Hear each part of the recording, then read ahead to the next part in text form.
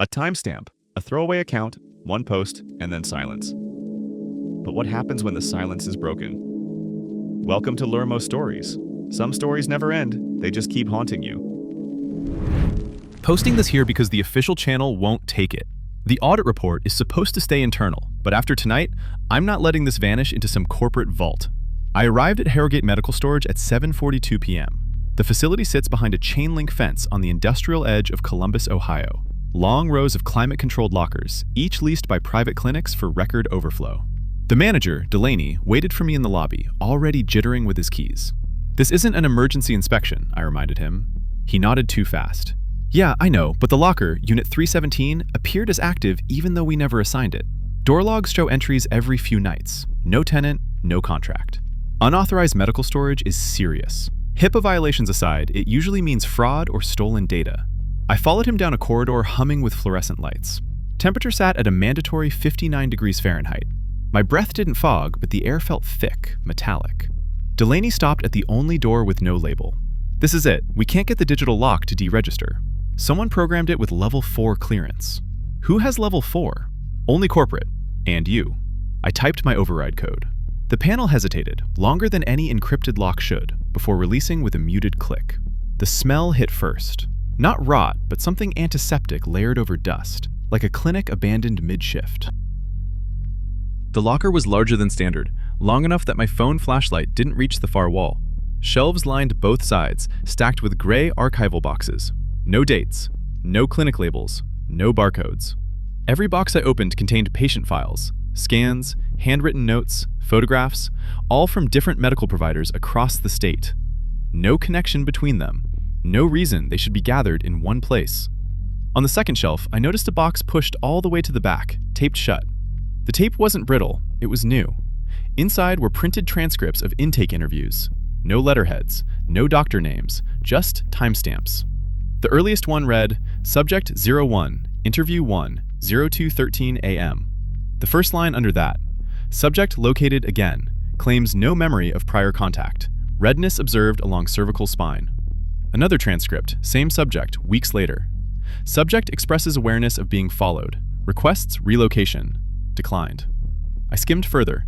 The tone of the entries shifted from clinical to something uneasy, as if whoever wrote them stopped pretending to be a medical professional. Then I found the photographs. Not medical images, surveillance shots.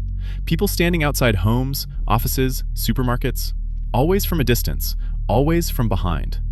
Each photo captioned with a number matching the interview transcripts.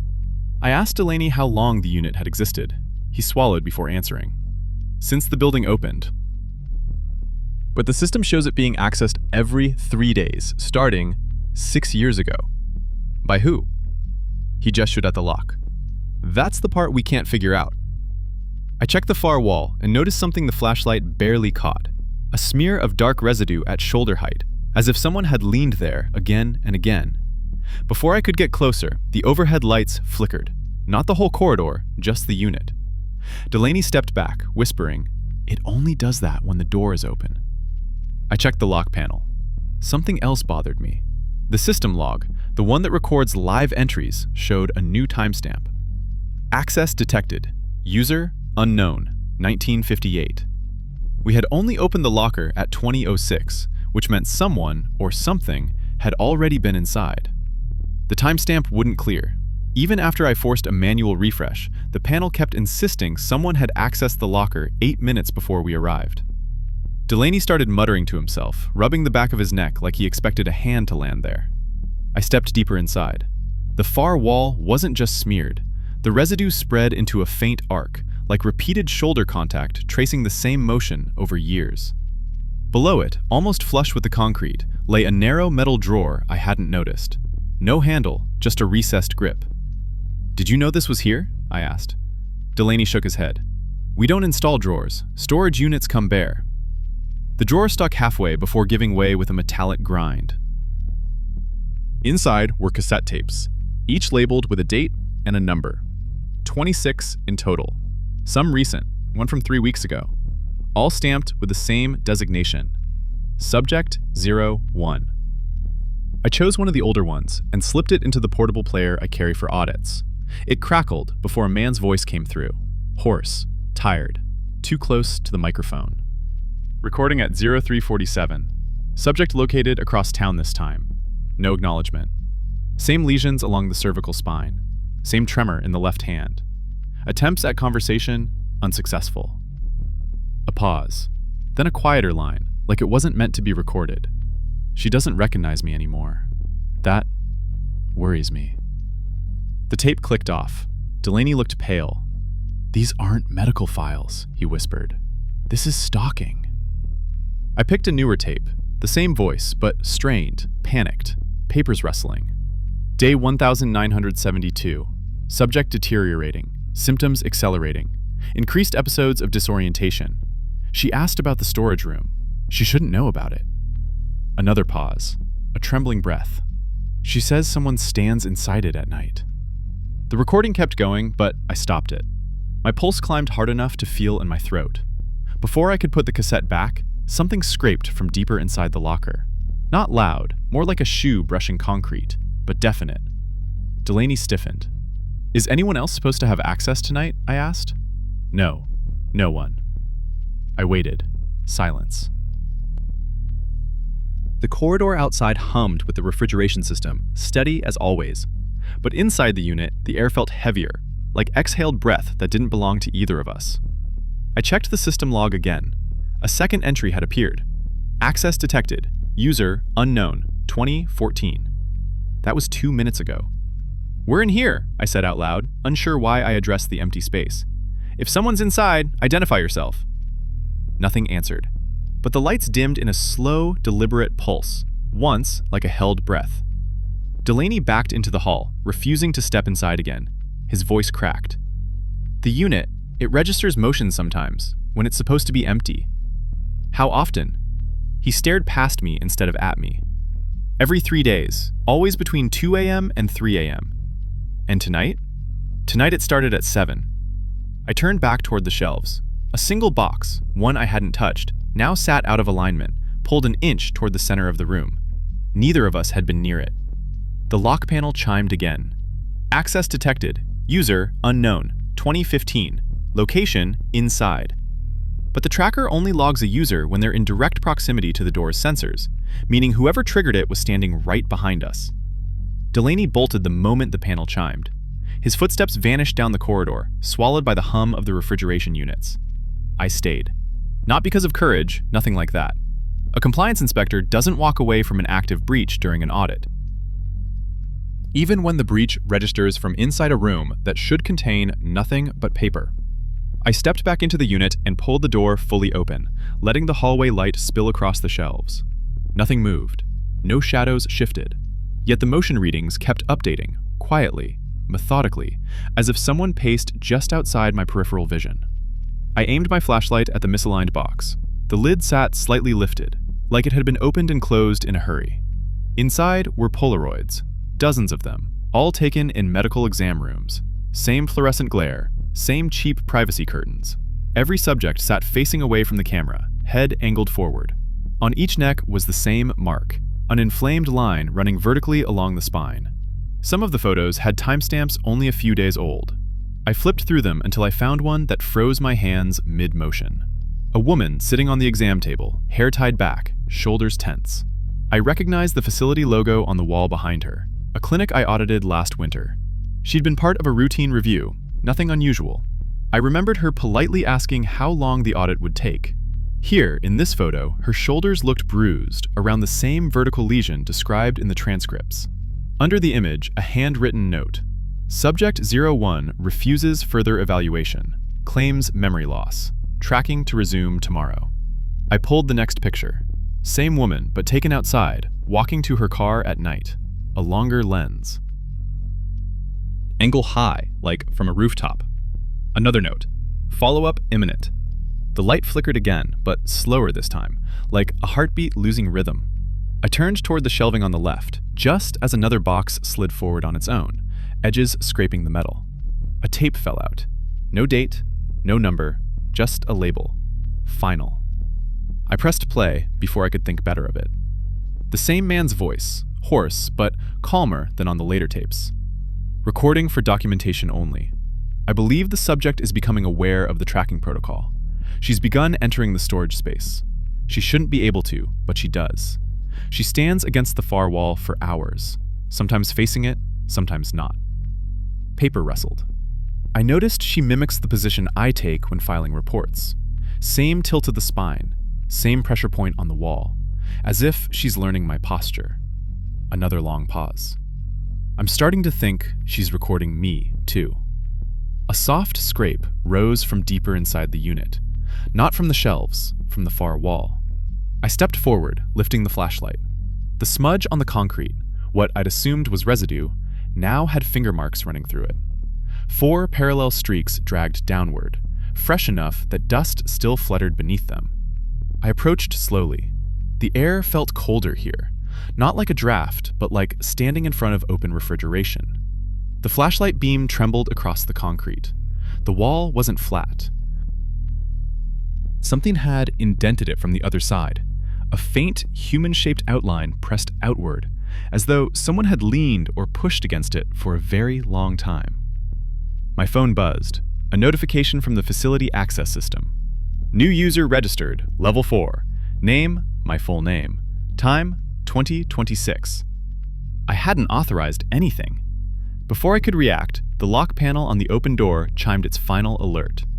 Access detected, user unknown, status exiting unit. But no one crossed the doorway. Instead, the smudge on the wall deepened, pushing forward by barely an inch, just enough for the concrete to fracture like chipped paint. My flashlight flickered. The unit lights dimmed in one slow, deliberate pulse, and the motion log registered one last entry, written in the same format as the older tapes. Tracking to resume tomorrow. I'm typing this out while the scanner is still running on my desk. I've monitored local emergency traffic for 11 years. Storms, car wrecks, domestic stuff, occasional weirdness. But tonight is the first time I've pulled my chair back from the desk like the radio's something alive. Around 1 a.m., I noticed a faint carrier tone on an unused slice of the VHF band, 154.895. It shouldn't exist. It's not in the county registry, not in the FCC database, not in any scanner forums. It was just there, a thin, continuous hiss, almost like someone breathing right against the mic. I thought it was bleed over from the sheriff's primary channel, so I muted everything else and locked onto it. 2 minutes later, it broke. Check perimeter, northern curb line, no movement. The voice was male, mid-40s maybe, tired but steady. Not robotic like a number station, not distorted like Skip. Real. The kind of voice you hear on night shift dispatch at 3 a.m. Before I could write down the timestamp, a second voice cut in. Female, calm but clipped, like she was trying not to let something leak into her tone. Copy, Unit 12. Confirm you still have visual on the residents? Residents? Our county uses sectors, not residences. And there is no Unit 12. We top out at 8. Affirmative, but there's a light on inside now. Rear hallway. Didn't have that before. There was a long stretch of dead air. I could hear the faint buzz of the room's fluorescent lights behind me. For a second, I thought my scanner had locked up, until she spoke again, slower this time. 12. Confirm no persons observed entering. Negative. No movement at all. A chair scraped somewhere on their end. You can sometimes hear environmental noises in real dispatch, but this sounded too close, too clear, like the mic was inches from someone shifting their weight. I checked the local law enforcement live log. Nothing active, no calls, nothing assigned. Meanwhile, the transmission quality was perfect, as if the tower were across the street. At 1:18, 12's breathing changed, slow, uneven. He wasn't even trying to hide it. I'm seeing something on the north window. Not a figure, just something blocking the glass, like it's pressed right up against it. Describe? Another long silence. When he finally spoke, his voice had dropped, almost a whisper. It wasn't there when I drove past the first time. No codes, no standard phrasing, just that one sentence, heavy enough to make the back of my neck prickle. The signal wavered then, like someone adjusting equipment, not fading, shifting. At 1:21, dispatch said something that made me lean in so hard my chair creaked. 12. Maintain position. We're verifying your location. Remain in your vehicle until... The channel snapped to static mid-sentence. Before I could decide whether this was a prank, a rogue agency, or something worse, the signal reformed with a harsh click. 12 again, only this time his tone was wrong. Tight, quiet, controlled. Unit 12, dispatch. I think someone else is out here. The signal sharpened right after he said it, like whoever was transmitting boosted power. My scanner's speaker popped with the change. Unit 12, dispatch. I think someone else is out here. No wind noise, no background traffic, just his breathing and something faint behind it, an intermittent tapping, like metal touching metal. Unknown dispatch. 12, confirm. Do you have visual? There was a delay long enough I wondered if my scanner had frozen again. Unit 12. Negative, but they're moving. Sounds like they're circling the block. Circling the block. Not foot pursuit, not suspicious subject. Nothing with procedural framing. It sounded like he was trying not to say the wrong thing out loud.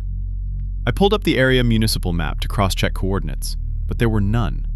No unit markers, no tower triangulation ID, nothing that should accompany a digital trunked transmission. Just raw audio shoved into 154.895 like it didn't belong there.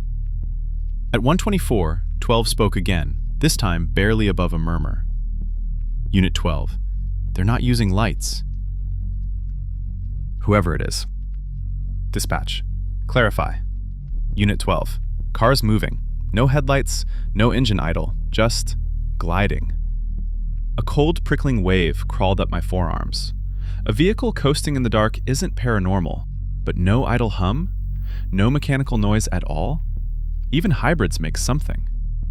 Then the tapping grew louder. Not on his end, my room. The interference hit the scanner hard enough the LED panel flickered. Unit 12. Dispatch. North windows changed again. The sound of someone shifting fabric, maybe leaning forward. Dispatch. Define changed. Unit 12. It's open. I held perfectly still. I don't know why. Windows open every day, but the way he said it, like he wasn't reporting an update, he was reporting a boundary being crossed, made the air feel heavier. Dispatch. Hold position. Backup en route. No units were listed on the real county system. Nothing was moving. Another pause. The tapping interference stopped. Unit 12. Dispatch. I have movement inside the residence. His voice had the strained quiet of someone trying not to be noticed. Dispatch. Describe. Unit 12. Something's in the rear hallway, blocking the light. Doesn't look like a person. The channel crackled with a low, steady hum, the kind you get when someone keys a mic but doesn't speak. But it wasn't dispatch. It was a third signal, faint, layered behind them both, like another transmitter was trying to cut in. Repeat, backup en route, maintain. She didn't finish. A fourth voice broke through, whisper level, but close enough the gain spiked. I couldn't understand the words. They weren't in English, but they were directly on the frequency. No bleed over, no skipping. Purposeful. Dispatch, someone's behind the garage. I can hear them on the gravel. Gravel. My stomach dropped. The only residential street in our county with gravel side drives is on the far west side. No law enforcement activity logged there in months. He exhaled sharply. That wasn't there a minute ago. Clarify, 12. The garage door, it's opening. The moment he said it, the carrier signal dipped like the transmitter itself recoiled. The garage door, it's opening. A mechanical groan bled through the channel. Not loud, not dramatic, just the steady lift of old hinges. There was no wind, no sirens, no other units calling in. Just that slow rise of metal and 12's unsteady breathing. 12, confirm no civilian contact. No contact, no vehicle in the garage either. It's empty. There was a tiny click, almost too soft to notice, like someone switching to a secondary mic. Dispatch. Maintain visual. Do not approach. Her voice had shifted. Too composed. The kind of tone you use when you're reading protocol you don't agree with. A few seconds of silence. Then, Unit 12. Dispatch. I'm hearing footsteps inside the garage. Not gravel now. Concrete. Slow. Deliberate. each step echoing faintly through his radio mic. He continued, whispering. Unit 12. They're not walking toward the opening. They're just pacing. A strange interference bled into the audio. Thin, rhythmic pulses. Not static. Not digital artifacts. Something that sounded almost environmental, like metal flexing under stress. Dispatch. Backup is 4 minutes out. She wasn't telling the truth. The county had no active units. My other scanners remained dead silent. Unit 12. Copy. Another pulse. Louder. Then, the footsteps stopped. Unit 12. They're facing me. A single exhale, picked up too close to his mic. Dispatch. Do not exit the vehicle, 12. Unit 12. There's something else. His voice steadied in a way that made my stomach knot. A kind of resignation, not panic. Unit 12. The hallway light went out. A soft click. Then, nothing except a distant hum, maybe a transformer. The garage footsteps didn't resume. Dispatch. 12. Reposition if necessary. Maintain observation until backup. She jerked off mid-sentence. A harsher, heavier static swallowed her channel, like someone powered up a transmitter directly on top of it. Then a third presence spoke. Not a voice, not language, just a low, wavering modulation, like someone dragging metal across stone, bending the frequency downward. The scanner vibrated on my desk. 12 reacted instantly. Unit 12. Dispatch, someone's right! A violent burst of noise obliterated the rest. It wasn't gunfire. It wasn't feedback. More like the mic hit something and stayed keyed. I leaned forward, gripping the desk, listening to the dead air hiss that followed. 5 long seconds. Then, unknown dispatch. Unit 12, respond? No answer. Unknown dispatch. 12, do you copy? Her voice cracked barely, just enough to tell she knew he wasn't going to respond. A scraping sound emerged, something dragging across concrete. Slow, wet, irregular. Not footsteps, dragging. It moved closer to his mic, then stopped. A single metallic tap rang through the channel, then silence. The carrier remained active, steady, faint, like breathing. Unknown dispatch. Unit 12, if you can hear me, identify. Nothing. The signal didn't drop. It simply held there, humming, until 2:03:12, when it vanished in an instant. No fade out, no static tail. Like someone shut off the transmitter with a switch. I've been scanning for years. I know every licensed unit in this county. There is no Unit 12. There is no dispatch channel on 154.895, and there is no residence that matches the details he described. I checked again after the signal died. No backup units were ever deployed. No incident logs filed. No officer missing. No garage door calls. Nothing. Like none of it existed. Except my recording. It's still on my hard drive, and every time I replay it, I hear something I didn't notice before. Right at the end, just before the transmitter cuts, a second tap. Closer.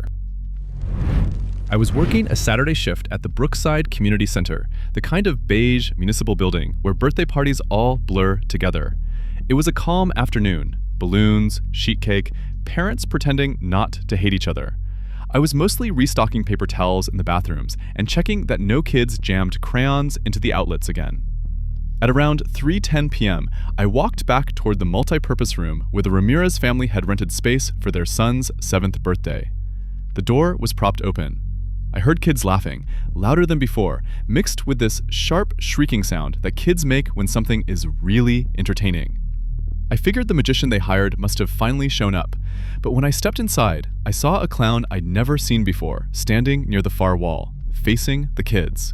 Full face paint, white base, blue diamonds over the eyes, a red mouth stretched almost too wide. But everything else about him looked cheap. Clothes slightly stained at the sleeves, wig lopsided, like he'd put it on in a hurry. The parents were confused too. I noticed them glancing at each other. I checked the reservation clipboard I carried. The family hadn't booked a clown, just the bounce house and the folding tables. Mrs. Ramirez walked over to me quietly. "Did you send him?" she whispered. "No," I said. "Do you know who he is?" She shook her head. "He walked in 5 minutes ago." He didn't say a word, just started performing. Performing wasn't really the right word. He was twisting balloons, but he wasn't looking at the kids. He kept staring past them, toward the back door that led to the storage hallway. Every so often, his head would jerk slightly, like he was listening for something behind it. I cleared my throat and approached him. "Sir, can I see your vendor badge?" He didn't turn, just stopped twisting the balloon and held it at his side. His glove was worn thin enough that I could see the shape of his fingernails underneath. "Sir?" I tried again. This time he turned, slowly. His face paint was cracked at the temples, like it had been on for a long time. His eyes were wrong, not threatening or wild, just blank, like someone waiting for instructions. "You're not supposed to be here," I said, keeping my voice low so the kids wouldn't panic. "I need to know which company you're with." He raised one finger, as if asking for silence. Then he pointed that same finger toward the back door. The parents had all gone quiet. Even the kids seemed to notice something was off. But before I could say anything else, the clown walked, very casually, across the room, opened the back door, and slipped into the service hallway. The door clicked shut behind him. Mrs. Ramirez grabbed my arm. "What is going on?" "I don't know," I said, already heading after him. But when I opened the door to the hallway, he was gone. And the hallway isn't long enough for anyone to vanish. It's a straight, windowless corridor, with a janitor's closet on one end and a locked exit on the other. I walked it twice. There was no sign of him, not even a balloon scrap on the floor. When I came back to the party room, the parents were huddled together. One of them held up her phone. "Did you see this?" she said. "Look." It was a photo she'd taken when the clown first walked in. Except in the picture, his makeup was completely different. And he wasn't looking at the kids at all. He was looking straight into the camera. The photo bothered me immediately. In person, his makeup had been sloppy, cracked, uneven. But in the picture, the colors were darker, sharper. The mouth paint was stretched into a long red curve, almost reaching his jawline. The angle of his head was different too, tilted slightly downward, like he'd been studying the woman holding the phone. I asked, "When did you take this?" "Right when he came in," she said, "before he started twisting the balloons." I zoomed in. The balloon in his hands wasn't twisted at all yet. But what made my stomach drop was something else. His eyes in the photo were wide open, expression fixed, like he was deliberately posing. That wasn't the face of someone who'd accidentally walked into the wrong party. I told the parents to stay calm and keep the kids in the room. Then I stepped back into the hallway, this time checking the janitor's closet. The door was shut, but not latched. I opened it slowly. The mop bucket, cleaning supplies, and spare paper towels were all in place, nothing disturbed. But the smell was wrong. A chemical smell, like acetone or old paint thinner, barely there, but out of place in a building that usually smelled like floor wax and juice boxes. It made the hairs on my neck stand up. I closed the closet and checked the far door. Still locked, deadbolt set from the inside. No alarms triggered. There was no way he'd pass through without tripping the door sensor. I headed back to the party room. The kids were restless, whispering about the weird clown. One boy, maybe 6 years old, tugged my sleeve. "He told me something," the kid said. "What did he tell you?" The boy hesitated. "He said I shouldn't go to the bathroom alone. He said someone was waiting in there." My chest tightened. "Which bathroom?" He pointed toward the west hallway, the one near the gymnasium. I told the parents I needed to check something and radioed the building supervisor, but he didn't respond. Saturdays were chaos. He was probably helping another group. As I walked down the west hallway, the building felt heavier. You know when a place feels suddenly too quiet? The fluorescent lights hummed above me, steady and fixed, no flickering. But I still felt watched. I pushed open the men's restroom door. Everything looked normal. 2 stalls, 2 sinks, the distant echo from the gym on the other side of the wall. I checked under the stalls. Empty. I checked behind the door. Nothing. But when I turned to leave, I noticed something reflected in the mirror. A faint smear of red on the wall behind the trash bin. I moved the bin aside. It wasn't blood. It was paint. Thick, greasy, clown red paint scored across the tile like a fingertip had dragged through it. It hadn't dried yet. I froze in place, barely breathing. There were no footprints, no drops, nothing showing where he'd come from or gone. Just that single red stroke, as if he'd been standing right there watching the door. I backed out of the restroom and headed quickly toward the party room. Halfway there, I heard something that made every muscle in me lock up. A soft, squeaking sound. The kind balloon animals make when someone twists them. It was coming from the dark end of the hallway, near the storage access door. I turned, slowly. The hallway was empty. But the squeaking didn't stop. It grew slow, deliberate, like someone was twisting a balloon one turn at a time, waiting for me to follow the sound. And then my radio crackled. A voice I didn't recognize said, very quietly, "Don't let him take them outside." The radio went silent after that single sentence. No static, no ID code, no follow-up, just dead air. I tried calling the supervisor again. Nothing. The balloon twisting sound stopped too, like whoever was making it realized they'd been heard. I walked back toward the multipurpose room, fast but steady, not wanting to panic the kids. When I stepped inside, the parents had gathered them toward the center of the room. A few kids were crying. One mother pointed at the back door. "He came back," she whispered. "For a second. He opened the door, looked at us, and then left again." The door was closed now. I checked the hallway once more, empty. But on the floor, halfway down, someone had left a balloon animal, a dog. Except the knots were wrong. The proportions were off, stretched, crooked. Like whoever made it didn't understand how a dog was supposed to look. It sat upright against the wall, twisted head leaned toward the storage door. A chill ran through me. I kicked it aside and locked the hallway door from our side. I told the parents, nobody leaves the room until police arrive. One father shook his head. "You called them?" "Not yet," I said, "but someone clearly needs to." Before I could dial, we heard a sudden heavy thud from the back of the building. Not a door slam, more like something hitting the outside siding. The kids screamed. The parents pressed them closer. I ran to the exit doors facing the parking lot, the ones with the tall glass panes. The late afternoon sun was hitting the pavement, making everything bright enough to see clearly. There was nothing outside, no clown, no movement, just the usual minivans and SUVs. But on the glass, at kid eye level, were 5 red smears, long ones. Each drawn with a single downward stroke. Wet, glossy, unmistakably the same paint from the restroom tile. My throat went dry. The smears weren't random. They were spaced like fingers. I backed away and told everyone to move farther into the room.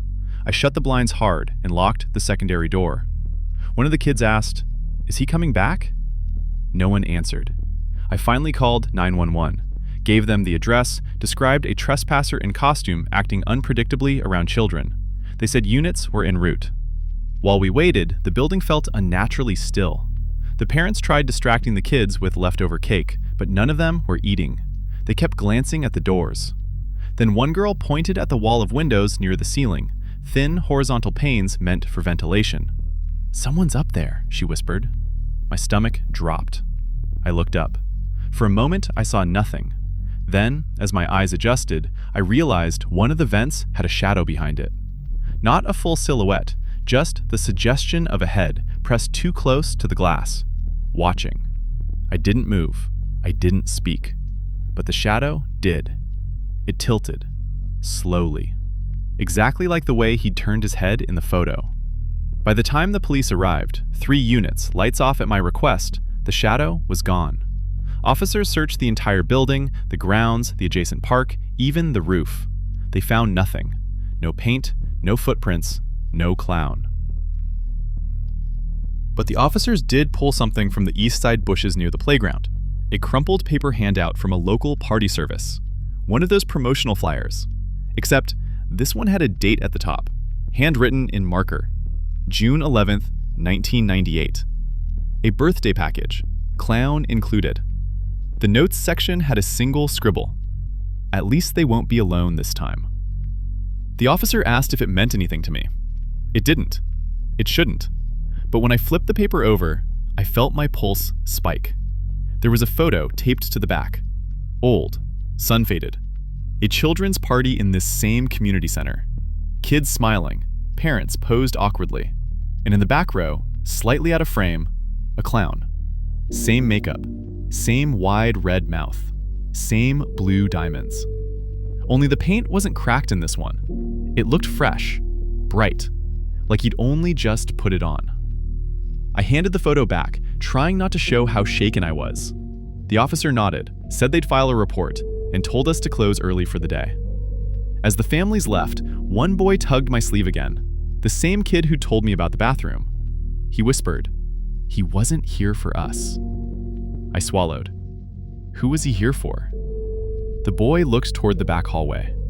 For whoever opened that door the first time. The fear doesn't end when the screen fades. It follows you, lingering in the back of your mind. You've heard a few tonight, but there's always more to uncover.